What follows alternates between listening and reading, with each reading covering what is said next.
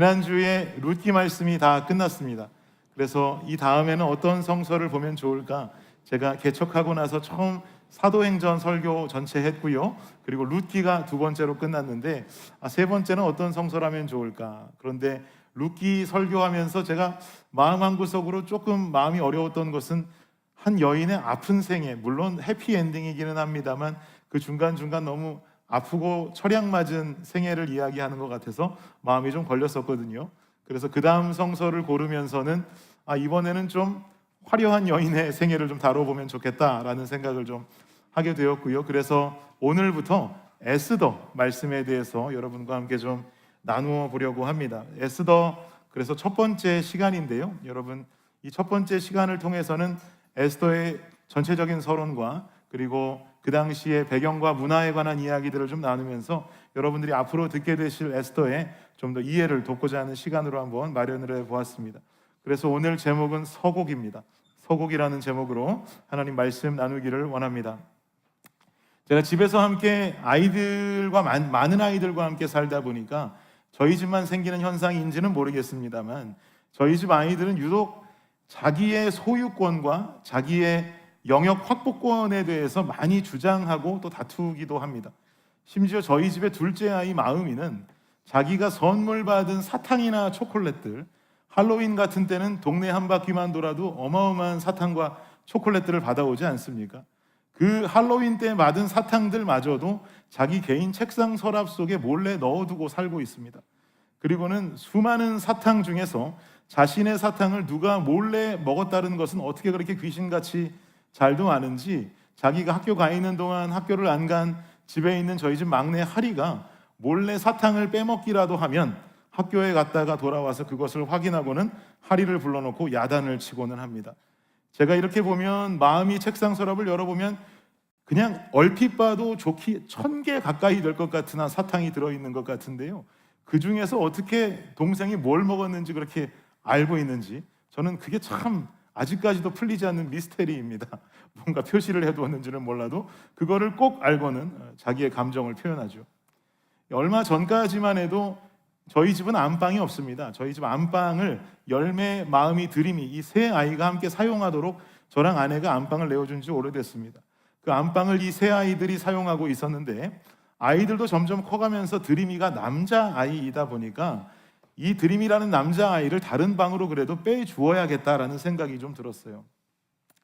저희 집 방이 3개인데 중간에 작은 이렇게 서랍장들로만 가득 차 있는 방이 있었는데 그 방을 좀 정리하고 드림이의 책상과 침대를 빼서 그 방 안으로 옮겨주면서 드림이를 그 작은 방으로 독립시켜 주었습니다. 그랬더니 드림이가 이사를 갔으니 이사 간 그 이전의 안방은 아무래도 공간이 좀 넓어졌겠지요. 그래서 바로 저희 집 큰아이 열매가 자기 책상 옆에 책상과 서랍장이 이렇게 있는데 거기 붙어있는 사이의 틈새가 저 하나 서 있으면 그냥 저 하나 서 있고 끝날 정도로 아주 작은 공간 하나가 이렇게 나오게 되었어요. 거기에 자기 서랍장에서부터 책상까지 끈을 갖다 묶어놓더니 그리고는 그 앞에 종이를 붙여놨습니다. 여기는 나만의 공간이니 아무도 침범하지 말아라.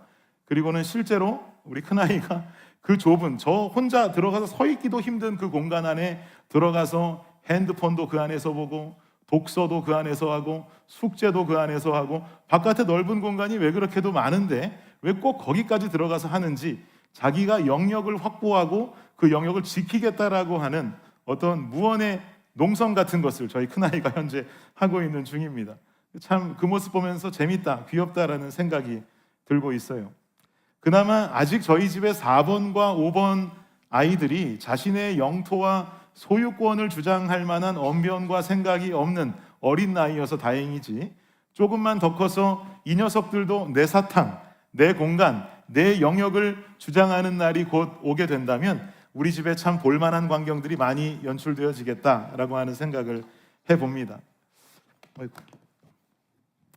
여러분, 예나 지금이나 한 나라의 부강함을 자랑할 수 있는 조건은 그 나라가 가진 영토, 영역이라고 할 수 있죠.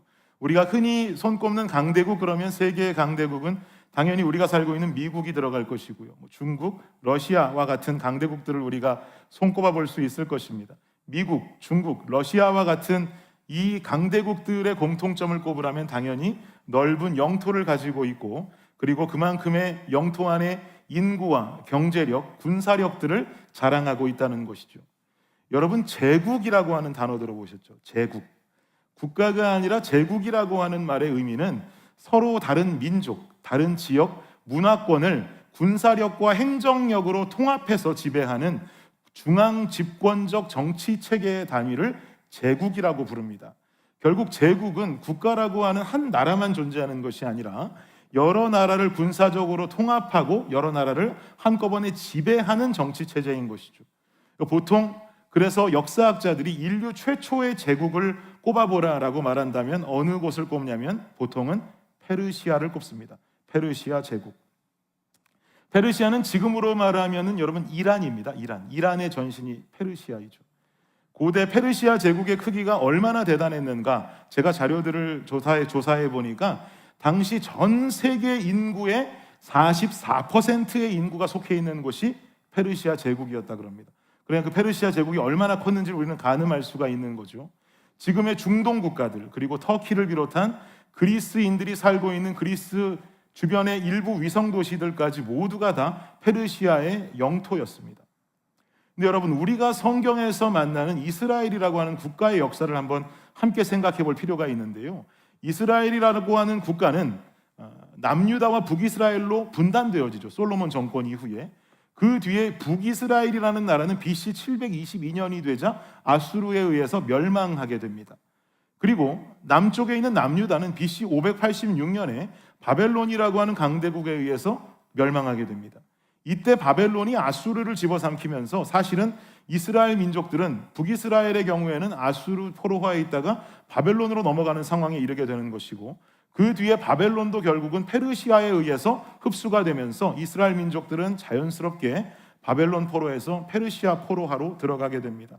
그런데 페르시아 제국의 첫 번째 왕, 페르시아라고 하는 나라도 그 전에 전신은 메데라고 하는 나라인데, 페르시아 제국의 첫 번째 왕이라고 볼 수 있는 고레스 왕이라고 하는 사람이 있었어요. 성경에서는 고레스라고 말하고 역사학자들은 키로스 혹은 큐로스라고도 말합니다. 근데 이 왕이 포로로 데리고 있던 이스라엘 민족들을 어느 날 갑자기 본국으로 귀환시키라라고 하는 명령을 내립니다. 근데 그래봤자 사실은 이스라엘 땅도 당시에는 페르시아 제국 안에 속해 있었기 때문에 모든 것이 돌아가라 그런들 이스라엘이 완벽한 독립을 이룰 수야 없겠지만, 그래도 당시 문화적, 정치적 어떤 배경들로 보았을 때는 당시에 어떤 포로 생활하고 있는 백성들을 본국으로 귀환시켜준다라고 하는 것은 쉬운 일이 아니었어요. 이런 고레스의 명령으로 인해서 이스라엘 민족들은 1차, 2차, 3차로 나뉘어서 본국으로 귀환하게 됩니다. 근데 여러분, 우리가 생각하셨을 때 1차, 2차, 3차 포로 귀환한다고 하니까 뭐 한 1년, 2년 정도 걸렸겠다라고 예상하실 수 있겠지만, 실상 포로 귀환하면서 1차, 2차, 3차 포로 귀환하는 이 역사 속에 걸린 기간은 약 95년에서 100년이 걸렸습니다. 그러니까 굉장히 오랫동안 포로 귀환을 하게 된 것이죠. 그래서 BC 538년에 스룹바벨이 1차로 이스라엘 백성들을 이끌고 포로 귀환을 하게 되고요. 이어서 BC 458년에 누가 2차 포로 귀환의 리더가 됩니까? 에스라가 2차 포로 귀환의 리더가 되어서 본국으로 귀환하게 되죠. 3차는 이제 느헤미야가 데리고 오는 것이고요. 그런데 1차와 2차 포로 귀환 사이에 세월이 워낙 시간이 많이 흐르다 보니까 페르시아 제국도 왕들이 바뀌게 되는데, 고레스 왕을 시작해서 몇몇 왕들을 지나치면서 이 페르시아 제국의 세 번째 왕이라고 할 수 있는 다리오 1세라고 하는 왕이 페르시아의 제국의 왕으로 즉위하게 됩니다. 이 다리오 1세 왕의 특징은 강력한 확장 정책, 그리고 세계 패권을 지향했던 제왕적인 존재였어요. 이 왕이 되면서 특별히 우리나라가 좀 더 세계 패권을 쥐기 위해서 우리는 앞으로 어디를 치고 들어가야 좀 더 비전이 있을까라고 생각했던 그 상대가 어디였느냐? 바로 헬라였습니다. 다리오 1세의 마음과 관심 속에는 헬라밖에 없었어요. 그리스 지역. 헬라를 장악하면 페르시아의 권력은 자연스럽게 유럽까지 장악해버리는, 그야말로 당시로 따지면 세계 제패의 꿈을 이룰 수가 있게 되는 거죠. 그래서 다리오 왕은 실제로 이걸 마음에만 품고 있는 것이 아니라 헬라를 침공해서 헬라를 집어삼키려고 했었지만, 그 1차 침공이 성공했을까요? 실패했을까요? 실패로 돌아가게 됩니다. 실패로 돌아갔던 유명한 전투가 여러분 세계사 시간에 들어보셨을 법한 마라톤 전투입니다. 페르시아군과 그리스 연합군이 마라톤 평원에서 붙습니다. 전투를 치렀고 이 전투의 승리를 헬라가 가져가게 됐지요. 이때 당시에는 페르시아 군대와 그리스 군대가 당연히 숫자적으로 페르시아 군대가 훨씬 많은 숫자였는데요. 그럼에도 불구하고 헬라가 승리함을 거두게 되자 이때 이 승리의 기쁜 소식을 전하겠다고 페이디 피데스라고 하는 한 헬라의 병사가 42km를 달려가서 헬라의 승전보를 전하고는 그 자리에서 그냥 숨지게 되었다라고 하는 이야기가 있습니다. 그래서 오늘날 올림픽의 꽃이 뭡니까? 마라톤이죠. 마라톤 전투의 그 마라톤이 몇 킬로 뛰어요? 42.19km 뛰지 않습니까? 이게 이때 이 한 병사가 42km를 뛰어가서 승전보를 전한 것을 기념하기 위해서 현재 실제로 마라톤 경기가 42.19km를 뛰고 있는 거죠. 그런데 후대 사람들의 기록에 의해서 보니까 이때 한 병사가 42km를 뛰었다고 하는 것은 사실 실화가 아니랍니다. 사실 전설적인 이야기인데요. 아무리 전설적인 이야기라 할지라도 의미가 가득했기에 지금 올림픽에서는 여전히 그것을 지키며 42.19km를 뛰어다니는 마라톤 경기를 하고 있는 것이죠. 어쨌든 다리오 1세에게 있어 헬라는 이처럼 정말 간절하게 원하던 땅이었다는 거예요. 페르시아 제국에 있어서 실패, 패배라고 하는 것은 익숙치가 않았는데 이 패배의 굴욕을 당해버렸으니 더욱 이 다리오 1세의 마음 가운데는 헬라를 향한 간절한 소망이 가득했겠죠. 이거 내가 언젠가는 쟁취하고 말 것이다. 내가 언제 저 땅을 먹어버리고 말겠다라고 하는 마음에 어떤 그런 소망이 컸을 것이란 말입니다. 그런데 페르시아가 헬라에 패배한 마라톤 전투가 BC 490년에 일어나게 되는데요. 그 후에 4년이라는 시간이 흘러서 다리오 1세의 아들이 그 뒤를 이어 왕위에 오르게 됩니다. 그 사람이 누구냐면 바로 아하수에로라고 하는 왕이에요. 아하수에로라고도 불리고 크세르크세스라고도 불리는 왕입니다. 그리고 이 왕의 아내가 되는 사람이 누군가? 바로 에스더입니다. 성서의 주인공인 에스더가 되는 거예요. 그럼 여러분께 질문 한 가지 드릴게요. 이 아하수에로 왕이 아버지의 대를 이어서 왕이 되었다면 그에게 있어서 지금 가장 큰 관심사는 한 가지는 무엇일까요? 어떤 큰 관심사를 가지고 있을까요? 당연히 아버지가 못 이룬 헬라 재패, 그렇겠죠.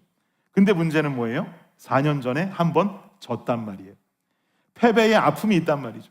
그러니 지금 이 아하수에로가 아버지의 대에서부터 이어져 내려오는 이 과업을 자신이 이루기 위해서 가장 중요한 한 가지는 뭐냐? 자신과 함께 마음을 함께 해줄 부하들의 충성심과 백성들의 민심이었던 거예요. 우리나라가 이렇게 부강한 나라야. 그러니 이제는 우리가 다시 한번 헬라와 붙어도 이번에는 지지 않을 자신이 있다. 그러니 우리가 한 번 더 쳐들어가자라고 하는 동의를 얻어내야 할 것 아니겠습니까? 여러분, 이런 배경 지식을 가지고 오늘 본문 1절을 우리 다시 한번 보도록 할게요. 시작. 이 일은 아하수에로 왕 때에 있었던 일이니 아하수에로는 인도로부터 구스까지 127지방을 다스리는 왕이라. 이 일은 아하수에로 왕 때에 있었던 일이니, 이제 여러분 아하수에로가 누군지 아시겠죠? 아하수에로는 인도에서부터 어디까지요? 구스까지. 몇 지방? 127지방을 다스리는 왕이었다는 거예요. 이 말씀은 페르시아 제국의 당시 크기를 말해주고 있는 겁니다. 페르시아 제국은 동쪽으로는 인도에서부터 서쪽으로는 구스까지. 구스라는 곳은 어디냐? 이집트 남단과 수단 북단이 붙어있는 그 지역을 구스라고 합니다. 그러니까 페르시아 지역, 동쪽으로는 인도에서 서쪽으로는 이집트까지 이 넓은 지역이 페르시아 제국의 땅이었단 말이에요. 제가 여러분께 지금 동에서 서만 말씀드렸을 뿐이죠. 동에서 서만 말씀드렸을 뿐이지 북에서 남을 따지자면 이 영토의 크기는 어마어마한 땅이라고 볼 수 있는 것이죠.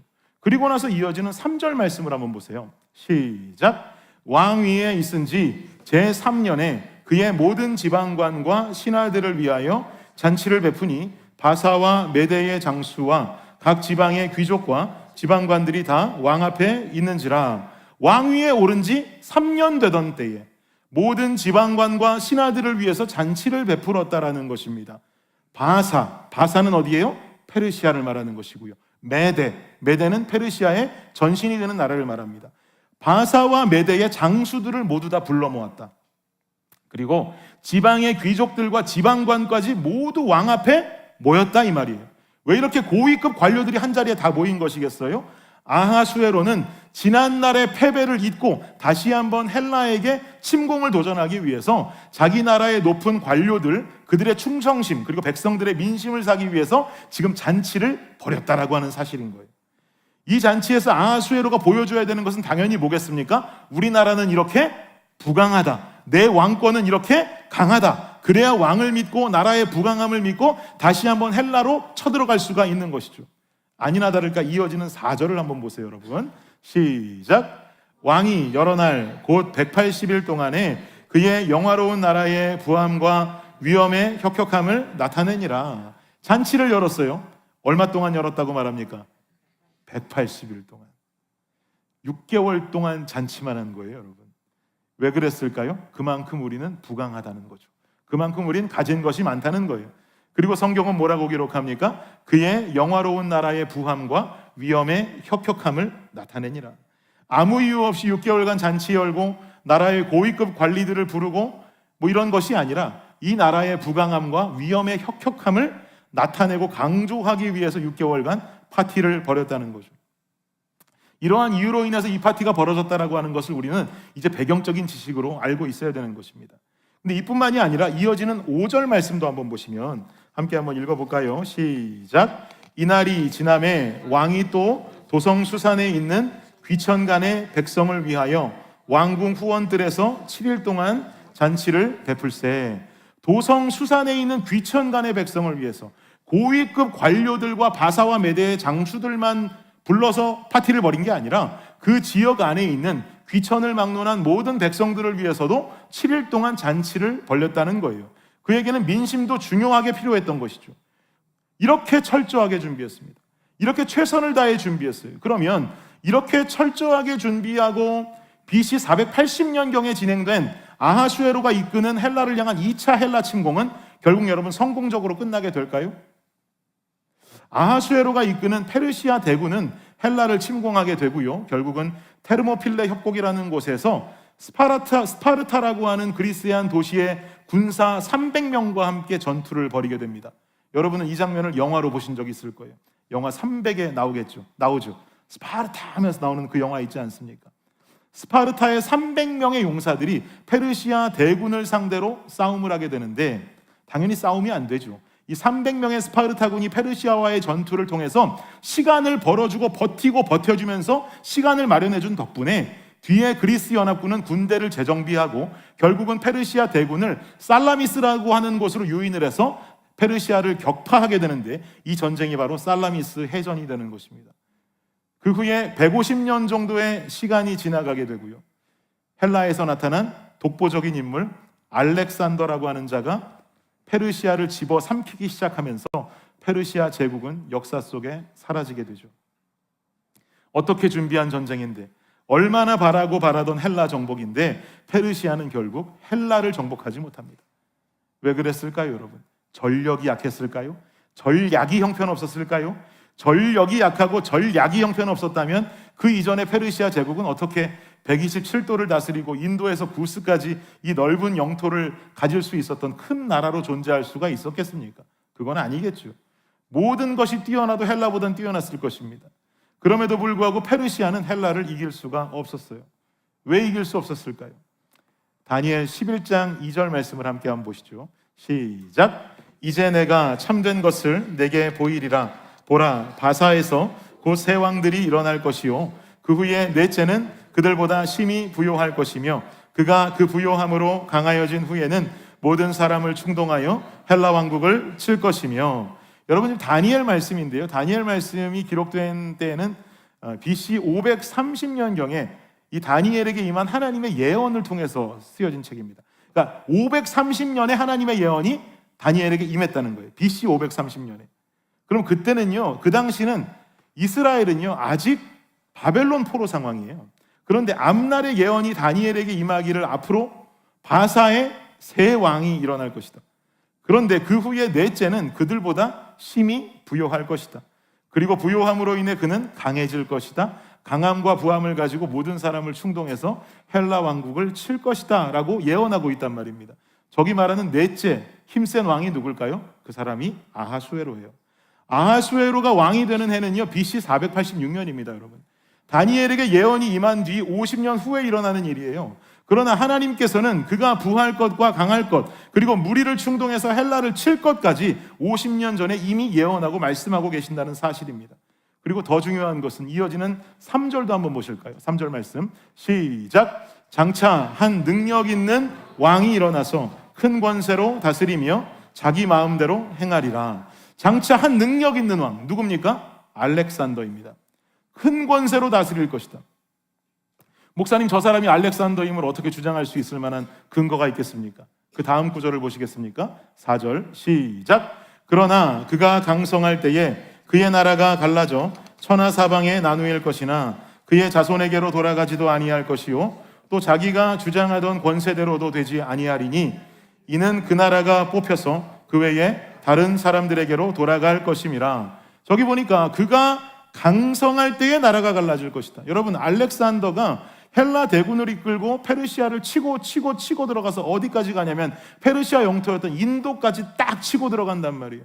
중국을 코앞에 두고 알렉산더 대왕이 거기서 길을 틀어서 다시 자신의 본국으로 귀환하게 됩니다. 그러다가 알렉산더 대왕이 결국 죽음을 당하게 되는데, 결국 알렉산더가 죽게 된 뒤에 이 넓은 영토의 헬라 제국은요 알렉산더의 자손들에게로 돌아가지를 않아요. 다른 알렉산더의 부하들이 나누어서 이 새로운 왕조들을 설립하면서 헬라 제국이 나뉘어지게 되죠. 실제로 알렉산더가 죽은 뒤에 이런 일들이 벌어집니다. 저기 보니까 그렇게 지금 써 있잖아요. 그가 강성할 때 그의 나라가 갈라져 나누일 것이나 그의 자손에게로 돌아가지도 아니할 것이요 자기가 주장하던 권세대로도 되지 아니하리니 이는 그 나라가 뽑혀서 그 외에 다른 사람들에게로 돌아갈 것입니다. 명확하게 알렉산더 대왕이라는 것을 알려주고 있는 거예요. 더 깊은 이야기 궁금하신 분들 계실 텐데, 더 깊은 이야기는 다음번 성경 스케치 시간을 기대하시면서 수강 신청을 해주시기를 부탁합니다. 제가 오늘 다 하면 그때 와서 들으실 게 없잖아요, 그죠? 알렉산더가 세계를 제패하는 때, 여러분 저 예언이 일어나는 때는 언제냐면 BC 330년입니다. BC 330년. 다니엘이 쓰여진 때는 530년. 다니엘에게 환상이 임한 때, 환상이 임한 때는 530년. 알렉산더는 330년. 지금 다니엘이 예언하고 있는 일은 본인이 그 환상을 본 뒤 200년 뒤에 일어날 일을 예언하고 있는 거예요. 여기서 다니엘이 200년 뒤에 일을 예언한다고 다니엘이 참 용하다, 그럼 다니엘은 무당이 되는 거죠. 다니엘이 용한 게 아닙니다. 다니엘에게 이런 환상을 하나님께서 허락하셨다는 게 중요한 거예요. 즉 하나님께서는 결국 이 세계를 페르시아가 아니라 세계를 헬라 제국의 손에 이미 넘겨주시기로 결정하신 거예요. 그 후에 일어나는 예수 그리스도의 초림과 헬라 문화권화에 이어지는 복음의 전파와 언어의 통일들을 살펴보면 이 모든 것은 다 하나님의 놀라운 계획이었다라는 것까지 깨달을 수 있게 됩니다. 사람들은 세계사 속에서 성경의 흔적을 찾기를 원해요. 세계사 속에서 예수 그리스도를 찾기 원합니다. 그러나 여러분, 중요한 건 그게 아니라는 거예요. 세계사 속에 성경이 있지를 않습니다. 성경 안에 세계사가 들어있는 줄로 믿습니다. 이것이 바로 하나님의 위대함이고 복음의 위대함이죠. 하나님은 살아계십니다. 200년 후의 일은 하나님께 있어서는 위대한 일도 아니에요. 전능하신 세상의 주인이 고작 200년 뒤의 일 뿐이겠습니까? 저는 오늘 이 말씀과 이 배경과 이 문화적인 부분들을 가지고 여러분께 단 두 가지 단도직입적인 제안을 드리고 싶습니다. 사랑하는 여러분, 첫 번째로 제안 드립니다. 예수님 믿으십시오. 예수님은 여러분이 믿고 안 믿고 선택할 수 있는 하찮은 존재가 아닙니다. 여러분이 증명할 수 있고 여러분이 증명할 수 없는 세계 속의 존재가 아닌 것입니다. 성경을 통해 분명히 우리에게 말씀하시는 것은 세계의 역사도 우리의 인생도 모두 주님 안에 있다라고 증거하고 계십니다. 그러니까 여러분, 예수님 믿으십시오. 예수님이 우리의 구주가 되시고 전능하신 하나님이 되시는 줄로 믿습니다. 이 자리에 계신 여러분들 중에 제 자신을 포함해서 목사님, 저 예수님 믿는데요 라고 고백하시는 분들이 계시다면 제가 한 번 더 여러분들께도 제안합니다. 여러분, 우리 예수님 제대로 믿으십시다. 예수님 똑바로 믿으십시다. 성경은 사랑하라고 하는데 왜 우리 사랑하지 않습니까? 성경은 죄 가운데에서 멀어지라고 하는데 왜 우리는 여전히 죄 가운데 살아갑니까? 성경은 거룩하라고 말하는데 왜 우리는 거룩에 관심도 없습니까? 말로만 예수 믿으니 삶은 무너져서 오늘날의 개독교를 우리가 만들어가고 있지는 않습니까? 하나님의 능력을 행해야 되는 성도가 도리어 거룩함이 없이 세상과 동일하게 살아감으로 말미암아 세상에 하나님의 능력을 나타내는 자가 아니라 도리어 내 삶이 하나님의 능력을 가리고 있다면, 여러분, 이건 우리가 놀랍게 회개해야 될 일 아니겠습니까? 우리 한번 예수 믿으려면 제대로 믿어봤으면 좋겠습니다. 우리 한번 예수 믿으려면 똑바로 믿었으면 좋겠습니다. 뜨겁게 하나님 사랑하고 뜨겁게 하나님께 살아가는 이웃사랑 해보는 겁니다. 세상과는 완전히 다른 거룩의 삶을 살아보는 겁니다. 성경이 하라는 대로, 성경이 살라는 대로 한번 살아보고 해보는 거예요. 그렇게 살아보고 나서도 우리 그 다음에 한번 다시 이야기 나눠보자고요. 진짜 말씀대로 그렇게 살아보니 그 삶 가운데 진짜 참 평안이 있는지, 우리가 진짜 그렇게 살아보니 정말 세상과는 비교할 수 없는 기쁨이 있는지, 우리가 해보지도 않고 떠들지 말고 우리 일단 해보고 간증할 수 있기를 축복합니다. 오늘 말씀을 통해서 둘 중 하나는 결정하셨으면 좋겠어요. 예수 믿지 않는 분들 예수 믿으십시오. 예수 믿는 분들 더 똑바로 예수 믿으십시오. 세상이 주님 안에 있습니다. 세계가 주님 안에 있습니다. 온 세상의 주인 되신 하나님께서 여러분의 삶의 아버지요 구주가 되시는 역사가 일어나는 오늘이 되시기를 예수 그리스도의 이름으로 축복합니다. 결론을 맺겠습니다. 작년 8월에 우리 교회는 이곳 시더팍으로 이사를 왔습니다. 이사를 오고 나서 얼마 뒤에 제가 이메일을 한 통 받았어요. 시더팍 시리에서 온 이메일이었는데 무슨 이메일인가, 시더팍 시리에서 우리 교회 들어왔다고 뭐 환영한다는 이메일이 왔나라고 열어보니까 그 이메일의 내용인즉슨 저희 블레싱 하우스 앞에 사람들이 지나다니는 인도가 있지 않습니까? 그 인도를 산책로로 확장하는 프로젝트를 시더팍시에서 진행한다라고 하는 메일이었습니다. 교회 앞으로 나 있는 산책로는요, 우리 교회에서 벨 블러버드까지는 쫙 연결이 되어 있는데 반대편 183번 도로 방향으로는 우리 교회 앞에서 그 인도가 딱 끊겨져 있어요. 이 인도를 계속 연결하고 또 확장하고 이쁘게 조성하면서 끊겨있는 인도를 위로는 브러시 크릭 공원 트레일까지 쫙 연결하고, 그리고 아래쪽으로는 그 벨 블러버드 쪽에 들어오는 쇼핑 단지까지 연결하고자 하는 것이 시더팍 그 시의 프로젝트다라고 하는 이메일이었습니다. 그러니 지금 이 보내는 이메일에 있는 서류를 공증을 받고 저보고 사인을 해서 보내면 앞으로 그 사인을 허가한다는 것으로 알고 공사를 시작하겠노라고 하는 메일이었어요. 사실 일로 들어올 때 그런 소식 모르고 들어왔는데 오자마자 저는 그 이메일을 받고 뛸 듯이 기뻤습니다. 안 그래도 우리 교회는 지금 저 땅에 교회를 건축하려고 하는 계획을 가지고 있는데, 교회만 예쁘게 건축해 놓으면 뭐예요, 여러분? 앞에 교회 건축 예쁘게 해놨는데 앞에 길은 여전히 좀 옛날 길이라면 새로운 건물도 당연히 좀 너무나 이렇게 밸런스 안 맞게 튀고 그러지 않겠습니까? 그런데 교회를 세울 것인데 그 앞에 길까지 산책로로 예쁘게 조성이 된다면 여러분, 이건 금상첨화잖아요. 마음속에 이런 생각이 듭니다. 아, 하나님께서 우리 블레싱 교회 이리로 보내주시려고 미리 이전부터 산책로까지 조성해 주시려는 계획을 시더팍에 심어 놓으셨나, 이런 생각이 드는 거예요. 여러분, 오바입니까? 또 우리 교회에서 조금만 내려가면 벨 블러버드 나오죠. 그 길 건너편으로는 어마어마한 쇼핑 단지가 있는 주상복합 단지가 들어오게 됩니다. 이것도 시에서 대대적인 공사를 하고 있습니다. 이미 저 뒤에 디스커버리 길에 있던 작은 시더팍 공공도서관은 이미 지금 그쪽 주상복합 단지가 들어올 그 동네에 아주 멋지게 새 건물로 지어서 아이들 놀이터며 보며 아주 멋지게 지금 이미 이사를 와 있는 상태입니다.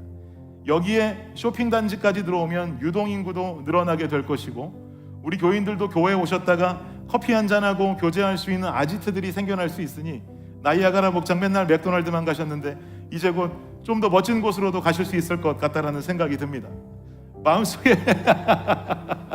마음속에 이런 생각 들어요. 하나님께서 우리 교회를 이리로 보내주시려고 아마 그 이전부터 시더팍 시리의 쇼핑 단지를 계획하라고 말씀하셨는가? 오바입니까 이것도? 여러분, 그럼 이건 어떻습니까? 하나님께서는 아하수에로 왕이라는 인물이 왕으로 나타나기도 전 이미 50년 전에 바사의 네 번째 왕은 대단한 부강함을 가진 왕이 나타날 것이다라고 예언하셨고요. 헬라의 알렉산더가 세계를 주름잡기 200년 전에 새로운 강한 이가 나타나서 새로운 강한 이가 나타나서 세계를 제패할 것이라고 하는 이 귀한 말씀을 다니엘서를 통해서 200년 전에 예언하셨습니다. 하나님은 그야말로 세계를 움직이셨습니다. 왜 그러셨을까요? 헬라가 세계를 제패하고 중앙아시아, 중동지역 그리고 유럽까지 아우르는 복음의 행로를 만드신 것이죠. 그리고 페르시아의 공용어는 아람어가 사용되었는데 페르시아의 공용어인 아람어가 아니라 헬라의 공용어인 헬라어를 통해서 그 헬라어 안에는 헬레니즘의 문화도 들어가고 그들의 삶을 반증할 만한 어떤 문화적인 요소들이 다 그 언어 속에 들어가 있으니 복음과 성경을 설명할 때는 이처럼 묘사하기 좋은 언어가 없단 말입니다. 이러한 언어를 통해서 70인역 성경을 만들고 복음을 전달하게 하셨다는 말이죠. 여러분, 그렇게 예수 그리스도의 죽음과 부활과 승천 이후에 사도들을 통해서 전달되어진 이 헬라 제국의 역사 속에 이 복음의 역사의 결과는 무엇입니까? 그 결과는 바로 여기 앉아 계신 여러분 자신들인 줄을 믿습니다. 나라고 하는 한 영혼의 구원인 것이죠. 복음의 통로와 언어를 통해서 주님께서 궁극적으로 이루신 결과는 오늘날까지 전해진 복음으로 구원 얻은 나라고 하는 존재를 만들어주신 것입니다. 200년 전에 세계의 흐름을 예언하신 그 사건은 결국 200년 후에 나타난 알렉산더 대왕에 관한 이야기로 끝이 난 것이 아니라 그것을 필두로 2000년 뒤에 그 복음을 믿고 오늘 예배당에 앉아있는 나를 위한 사건으로 발전했다라고 하는 것이죠. 우리 교회를 위해서 산책로가 계획되고 우리 교회를 위해서 쇼핑단지가 계획되었다고 하는 것은 진짜 여러분 웃으셨지만 우스운 생각일지 모릅니다. 왜요? 우리 교회가 그렇게 대단합니까? 이 작은 교회를 위해서 트레일이 조성되고 이 작은 교회를 위해서 쇼핑단지가 들어와요? 목사님도 참 엉뚱하시지. 맞습니다. 이건 그냥 김 목사의 엉뚱한 발상일 뿐이에요. 김 목사의 생각일 뿐이지 전혀 팩트랑은 어긋나는 이야기입니다. 그러나 이런 엉뚱한 발상과는 다르게도 말씀과 세계사를 통해서 정확하게 증명되어진 엉뚱하디 엉뚱한 팩트 한 가지는 나라는 한 영혼을 위해서 2000년 전에 이미 세계가 움직였다라고 하는 사실입니다. 여러분, 이건 사실이에요. 그러니 나는 얼마나 귀한 존재입니까? 그러니 나는 얼마나 대단한 존재입니까? 나는 얼마나 하나님 앞에 존귀한 존재냔 말입니다. 나를 위해서 세계를 움직이신 그 하나님 앞에 이제 우리가 행해야 될 것은 무엇일까요? 이제 우리는 그 하나님을 위한 삶을 우리가 주님 앞에 드려야 하는 것인 줄을 믿습니다. 그러니 여러분, 예수 믿어야지요. 그러니 여러분, 예수 믿으려면 제대로 믿어야지요. 그러니 여러분, 예수 믿으려면 똑바로 믿어야지요. 전능하신 그 하나님 앞에 우리는 온전한 삶을 드리고 주님이 움직이신 그 세계 속에서 더 이상 세상 속에 패배하고 넘어지는 죄 가운데 빠진 인생이 아니라 이제는 주님께서 그렇게 바라신 대로 내가 거룩하니 너희도 거룩하라. 거룩한 하나님의 백성으로 오늘 하루 그리고 우리에게 주어진 이 삶의 여정을 통해서 이 삶 모든 것을 아버지 하나님께로 드리고 주님 위에 살아갈 수 있는 저와 여러분들의 삶이 되어야 하는 것입니다. 그 삶으로 다시 한번 결단하고 예수 안 믿으신다면 예수님 믿으시고요, 예수님 믿으신다면 더 똑바로 주님 믿으면서 그 놀라운 여정의 길을 함께 최선으로 전력 질주에 뛰어갈 수 있는 저와 여러분, 우리 블레싱 교회가 될 수 있기를 예수 그리스도의 이름으로 축복합니다. 이 시간 우리 함께 그 전능하신 하나님의 이름을 찬양하고 결단하도록 하겠습니다.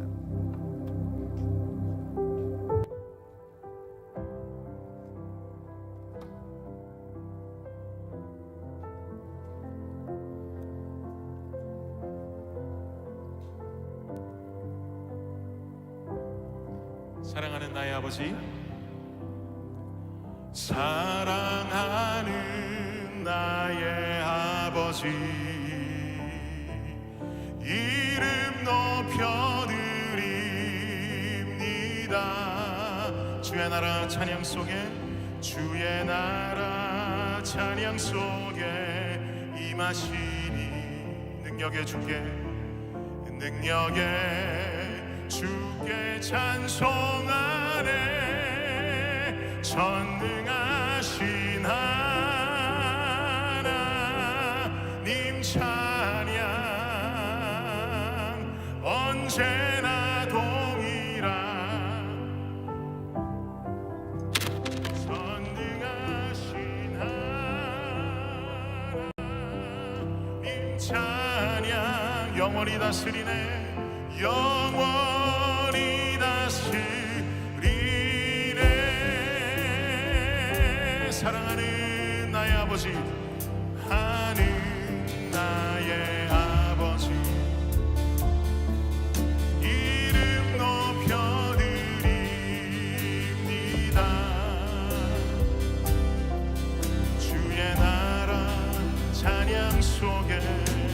임하시니 능력의 주께 찬송하네. 전능하신 하나님 찬양 언제나 동일하신 주. 전능하신 하나님 찬양 영원히 다스리네. 사랑하는 나의 아버지,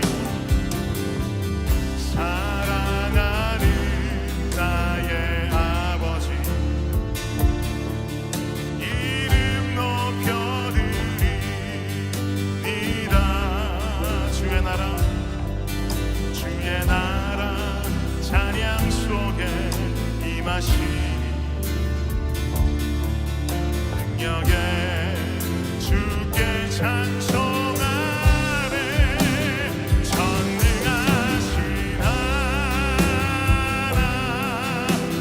찬양 언제나 동일하신 주. 전능하신 하나님 찬양 영원히 다스리네. 전능하신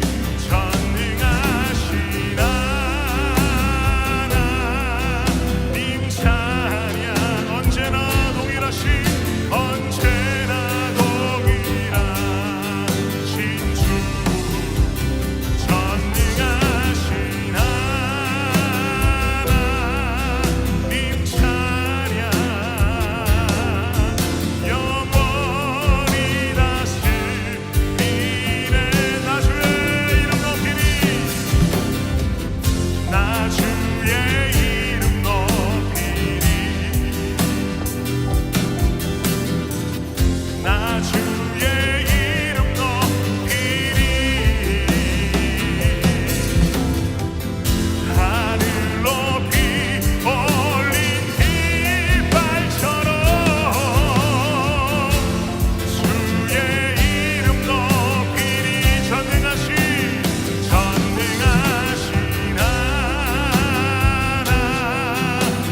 찬양 언제나 동일하신 주. 전능하신 하나님 찬양 영원히 다스리네. 전능하신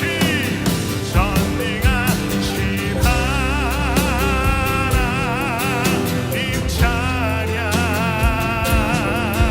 언제나 동일하신 주. 전능하신 하나님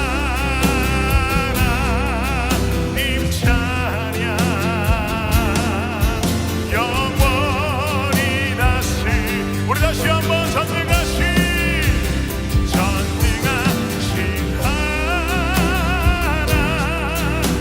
찬양 언제나 동일하신 주. 전능하신 하나님 찬양 영원히 다스리네. 우리 마지막으로 고백합니다. 전능하신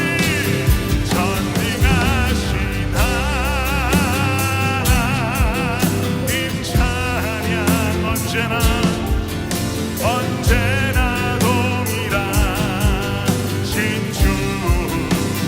전능하신 하나님 찬양 영원히 다스리네.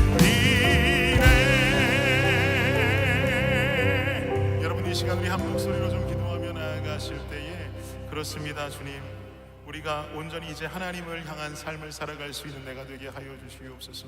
온전히 하나님의 은혜 가운데 살아가는 나의 삶이 되게 하여 주시옵소서. 주님, 여전히 예수님 믿어지지 않는다면 내 마음 가운데 예수 믿을 만한 마음의 감동을 주시고, 또한 예수님을 믿고 있노라면 똑바로 살아갈 수 있는 인생의 감격과 감동 있는 삶을 살게 하여 주시옵소서. 이 시간 우리 오늘 들은 말씀 가지고 주님 앞에 결단의 기도하며 나아가도록 하겠습니다. 기도합니다. 주님 감사합니다. 아버지 하나님, 우리가 온전히 하나님 앞에서 아버지 온전히 주님을 따라가는 우리의 삶을 살아갈 수 있도록 더 이상 아버지 하나님, 우리가 더 이상 우리의 삶을 나를 위해서만 살아가고 아버지 우리의 삶을 이 세상 가운데에서 구별 없이 살아가는 것이 아니라 아버지 하나님을 위하여서 주님 앞에 모든 삶을 내어두고 아버지 하나님 온전히 주님 따라 살아갈 수 있는 삶이 될 수 있도록 주여 주여 주여 역사하여 주시옵소서. 온전히 하나님만을 높여드리며 살아갈 수 있는 삶이 될 수 있도록 주님 함께 하여 주시옵소서. 성령께서 우리와 함께 하실 줄을 믿습니다. 성령이 우리를 이끌어 주실 줄을 믿습니다.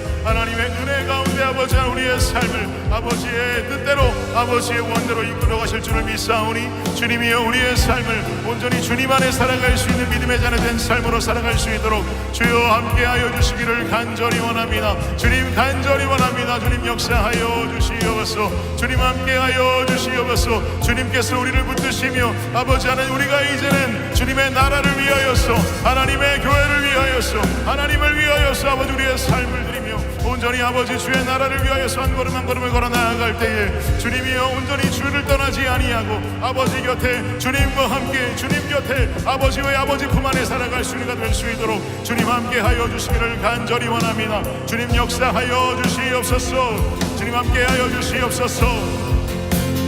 우리 다시 한번 고백합니다. 전능하신 하나님 찬양, 언제나 동일하신 언제나 동일하신 주, 전능하신 하나님 찬양, 영원히 다시 우리 한번 더 고백합니다.